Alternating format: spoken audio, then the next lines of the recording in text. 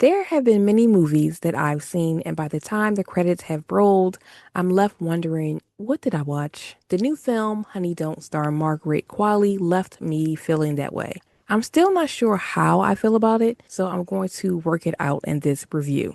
Written by Ethan Cohen and Trisha Cook and directed by Ethan Cohen, Margaret Qualley plays a small town private investigator named Honey O'Donoghue in Honey Don't, and she finds herself going down a rabbit hole as she delves into a series of strange deaths tied to a mysterious church run by Reverend Drew Devlin, played by Chris Evans.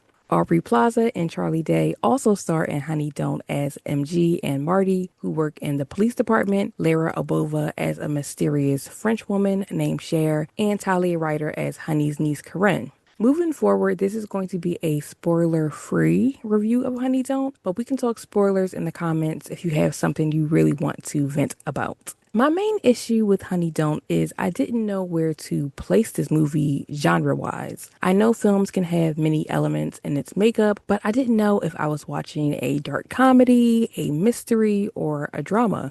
I have watched the trailer, so I sort of went into Honey Don't blind, but even when watching the trailer a little bit, it doesn't really give anything away in the direction of the film. But one thing that really did pique my interest about the film was the cast. I love me some Aubrey Plaza, so I'll pretty much watch anything she's in. And I knew Chris Evans was playing this raunchy swindler type reverend, and I like seeing him in comedy roles, so I was game for him. And Margaret Qualley, I haven't seen her in much, but I did like her in The Substance and Sanctuary, so again, the cast sold me. And while they did an okay job, it's nothing that's going to even scratch the surface of award buzz. Chris did have the more interesting parts for me, though.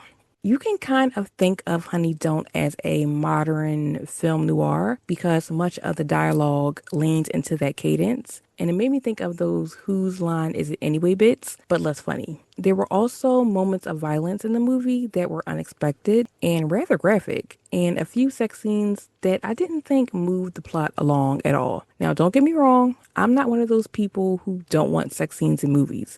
I honestly will want more, but these in Honey Don't seemed a bit too random. Now, for the overall plot of the movie, it had great potential. I liked how the story seemed to have intertwining plots and how, as Honey was investigating certain things, it linked to other characters. But I think the execution of it all was just off. And then the ending was just odd. Honey did figure out the link between these strange murders and the church's involvement, but when it came for the film to wrap up, it just felt incomplete. And then the credits rolled, and I was like, okay.